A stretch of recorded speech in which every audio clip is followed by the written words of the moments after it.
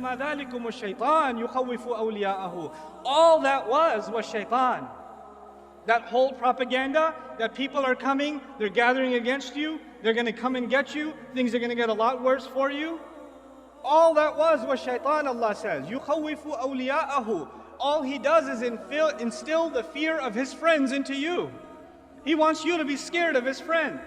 That's one interpretation of the text, but equally applicable is another interpretation of the same text grammatically, which is all that was is shaitan, who only the people who are his friends get scared. So if you get scared, Quran is commenting, you become friends with who? Shaitan. يُخَوِّفُ أَوْلِيَاءَهُ. He's only successful in scaring his friends. So there's two things. He wants you to be scared of his friends, and if you do get scared, you just became friends with him. You just joined his party. يُخَوِّفُ أَوْلِيَاءَهُ فَلَا تَخَافُوهُمْ وَخَافُونِي إِن كُنتُم مُؤْمِنِينَ. Then don't be afraid of them. Be afraid of me if you in fact believe. Every time you and I stand in front of Allah, it's not just because we worship Allah. It's not just because we only believe in one God. That is also an acknowledgement that we fear no one but Allah, that we bow before no one but Allah, that we humble ourselves before no one but Allah. When every salah is a reminder that there is nothing else, no political circumstance, no rhetoric, no media, there is no bias against this, no crimes that are taking place, that will instill the fear of anyone other than Allah in our hearts. That is an acknowledgement every time you and I stand in prayer. فَلَا تَخَافُوهُمْ وَخَافُونِي إِن كُنتُم مُؤْمِنِينَ وَلَا يَحْزُنْكَ الَّذِينَ يُسَارِعُونَ فِي الْكُفْرِ. Allah is not done. He says, don't let those who are making a lot of efforts for furthering the cause of disbelief, those who are making so many efforts to destroy Islam, those who are making so many efforts to turn believers into disbelievers, those who are making so many efforts to further kufr on the earth, disbelief and disregard of God on the earth. They make a lot of efforts, they have a lot of money, they have a lot of resources, they have a lot of tools. Don't let all of their efforts ever worry you. لا يحزنك الذين يسارعون في الكفر. This is a principle of the Quran. We have forgotten this principle. Ustadh Nouman, have you seen what they're doing on this website? Do you know this video that they made? Do you know what they said on CNN? Do you know what they said on Fox? Why don't you just recite لا يحزنك الذين يسارعون في الكفر? Don't let their efforts and their schemes and their propaganda ever worry you. إنهم لن يضروا الله شيئا. I love this part. إنهم لن يضروا الله شيئا. They, no doubt about it, can't harm Allah at all. I'm baffled by this statement.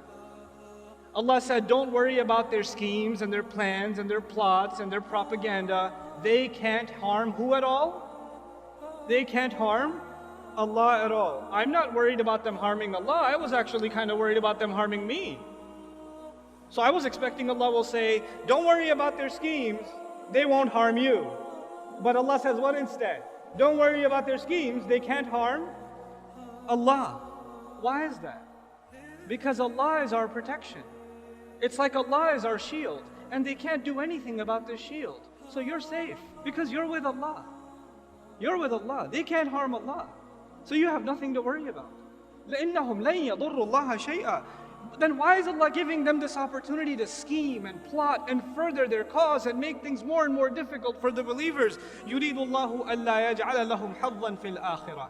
Allah wants that they get nothing, not even a little bit of the akhirah. Meaning there are people that are evil and they want to continue to do more evil and undermine and continue the path of injustice and oppression. Allah says, I'd like to let you dig your hole a little deeper, because that little good you have left in you don't even deserve it. Let you do your evil. Why are people so evil? Because Allah's punishment to them is He let them have it. You want to go this way? Go ahead. Go ahead. وَلَهُمْ عَذَابٌ عَظِيمٌ. They have great punishment standing before them. Instead of being afraid of them, the Quran makes us feel sorry for them. They're digging their own hole. إِنَّ الَّذِينَ اشْتَرَوُا الْكُفْرَ بِالْإِيمَانِ. Now listen to this part. Then he turns his attention to within our own ranks. There are those who sold their belief with disbelief. There are those who under the pressure of the enemy said, this Islam thing is too much. I can't handle it. I can't handle, the way people look at me, the way people think about me. I'd rather sell this off and be like everybody else who's disbelieved, so I'll fit in better. Allah says about them, لَن يَضُرُّ اللَّهَ شَيْئًا. What do you think? They're going to harm Allah? They can't harm Allah at all. وَلَهُمْ عَذَابٌ أَلِيمٌ. And they have painful punishment coming before them. This is about those who sell their deen. May Allah not make us of them. وَلَا يَحْسَبَنَّ الَّذِينَ كَفَرُوا إِنَّمَا نُمْلِي لَهُمْ خَيْرٌ لِأَنفُسِهِمْ. Don't allow the disbelievers, the enemies of Allah's deen, don't allow the vicious enemies of the Prophet ﷺ to ever think, don't you dare think about them, that the stuff that they do is good for them. The extension Allah has given them is good for them. I'd like to give you an analogy here so it'll help you understand what's happening in this ayah. You have a rabid dog, a crazy dog who goes and bites whatever. And then somebody says, why don't you just put it on a leash? And what Allah does is He puts this dog on, like you could say, 1,000-foot leash. It's a really long leash. The thing is, for 999 feet, this dog thinks that it's running free. Doesn't it? If you put it on a 1-foot leash, it can't move. But if you put it on a 1,000-foot leash, it's going to run around and never feel like a choke. But Allah says, I only extend for them, release them, give them more room. You want to do evil stuff? You want to do kufr stuff? Go ahead, do more. Try to hurt the cause of Islam more. Propagate lies against Allah's Prophet more. Say vicious things about the Quran more. Go ahead, go ahead, go ahead. Because that same dog, when it's running full speed and it hits foot 1,000, what happens to him? He gets choked, doesn't he? And that choke is way harder when he's running full speed than it would have been if it was 1 foot long. That's the plan Allah has for them. Let them dig their hole. Let them choke themselves. إِنَّمَا نُمْلِي لَهُمْ لِيَزْدَادُوا إِثْمًا. We only give them extension so they can earn more sins. وَلَهُمْ عَذَابٌ مُهِينٌ. الْجَزَاءُ مِنْ جِنْسِ الْعَمَلِ كَمَا يُقَالُ. Allah says, and they will have humiliating punishment. Why did Allah say they have humiliating punishment? Allah usually says great punishment, painful punishment, but this time He says humiliating punishment. Why? Because when they try to humiliate the deen of Allah, then the only fair punishment is that they shall face humiliating punishment. Then Allah turns His attention to you and me and says, مَا كَانَ اللَّهُ لِيَذَرَ الْمُؤْمِنِينَ عَلَى مَا أَنْتُمْ عَلَيْهِ. Allah is not one to leave you alone in the state that you're in. Allah will not just leave you be and let you just think that you have faith. حَتَّى يَمِيزَ الْخَبِيثَ مِنَ الطَّيِّبِ. Until He can separate the good ones among you from the filthy ones. Some of you have filth inside of your hearts, and when the state of fear comes, and the pressure comes, and the stereotyping comes, some of you will abandon your faith, and that filth in your hearts will take over whatever good you had in it. Allah says He will put you and I through terrible, difficult circumstances so He can separate the filthy from within the ummah. And cut them out. May Allah not make us see any of us from them. وَمَا كَانَ اللَّهُ لِيُطْلِعَكُمْ عَلَى الْغَيْبِ. And Allah will never be one to inform you of the unseen. People come to the shaykh, the imam, the scholar. They come to, what do you think? When is all this fitna going to end? When are things going to get better? Allah says, Allah is not one to inform you of the unseen.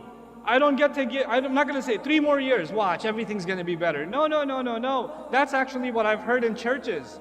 I go to church to hang out sometimes just to see what they do. I've been.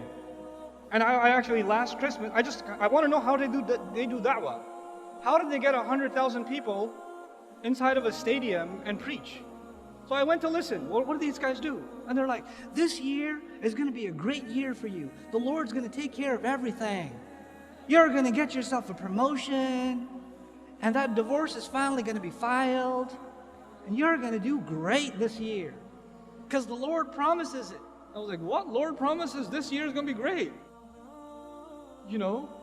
We don't have that in Islam. Like, is this year going to be better than next? When is Allah going to finish this fitna? Or when are things going to get better? Allah told us very clearly, so we're not deluded and we don't even ask that question. Allah will never be one to tell you what's going to happen in the unseen. And the future of the ummah is in the unseen. وَلَكِنَّ اللَّهَ يَجْتَبِي مِن رُسُلِهِ مَن يَشَاءُ. However, Allah does select from His messengers whoever He wants. Meaning Allah chose His messenger and decided to tell him what you need to know. Focus on what Allah told you and not what Allah did not tell you. Don't get obsessed with things that Allah Himself didn't give you. If it was valuable for you, Allah would have given it to you. So don't be so obsessive compulsive about unnecessary details. فَآمِنُوا بِاللَّهِ وَرُسُلِهِ وَإِن تُؤْمِنُوا وَتَتَّقُوا فَلَكُمْ أَجْرٌ عَظِيمٌ. Then just believe in Allah and His Messenger. And if you can continue to believe and continue to be fearful only of Allah, then you will have great punishment, great reward rather. What else do you want? Just have faith and be fearful of Allah. In the most toughest of times, Allah is telling you that's the only two things you're going to need. Everything else will work itself out. Don't focus on the problem. وَلَا يَحْسَبَنَّ. And finally, the advice to you and to me. This is the last thing I'm sharing with you, I promise. وَلَا يَحْسَبَنَّ الَّذِينَ يَبْخَلُونَ بِمَا آتَاهُمُ اللَّهُ. And don't you ever think about those who are cheap, greedy, miserly with what Allah has given them, that they hold on to what Allah has given them. Min fadli, from His own favor. They didn't earn it, that's a favor of Allah on them. Huwa khayran lahum, that's good for them to hold on to their wealth. This is the time where the young people, they're going to have to give up their free time that Allah gave them. Their free time cannot go into 8 hours of video games anymore. There's no time for you to watch the next Netflix and Amazon series. You don't have that kind of time. You're the Muslim youth. Allah has given you free time. Allah has given you talent. Allah has given you creativity. That creativity cannot go into you making stupid jokes on social media. It needs to be used in much more productive ways, because these people who Allah has given wealth and luxury and opportunity and health and talent, when Allah has given all of these things and they're cheap and miserly with it, they only use it for themselves. What does Allah say about them? That they think they get to use it for themselves is good for them? بَلْ هُوَ شَرٌّ لَهُمْ. It's bad for them. فَيُطَوَّقُونَ بِمَا بَخِلُوا بِهِ يَوْمَ الْقِيَامَةِ. The very things they were cheap with, the very things they were greedy with for their own, are the very things that will be turned into a rope around their necks, choking them on the day of resurrection. That time, that ni'mah, that rizq that Allah gave you, that you didn't put to the right cause, is going to come and choke you on the day of resurrection. May Allah not make us of them. وَلِلَّهِ مِيرَاثُ السَّمَاوَاتِ وَالْأَرْضِ. Man, what a thing to say. Allah alone owns the entire inheritance of the skies and the earth. What in the world is inheritance doing here? Allah is reminding you and me, whatever you own, whatever I own, whatever I enjoy in this life, I'm not going to get to keep it. At the end of the day, I'm going to be in the ground and somebody else will be driving my car. I'm going to be in the ground and somebody else will be wearing my clothes. And by the way, they won't be driving it for that long either. They're going to be in the ground too. Somebody else will be living in that house 100 years from now.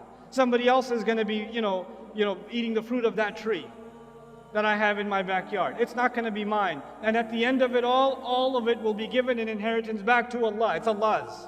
Because everybody will be gone. Understand the temporal nature of the material world.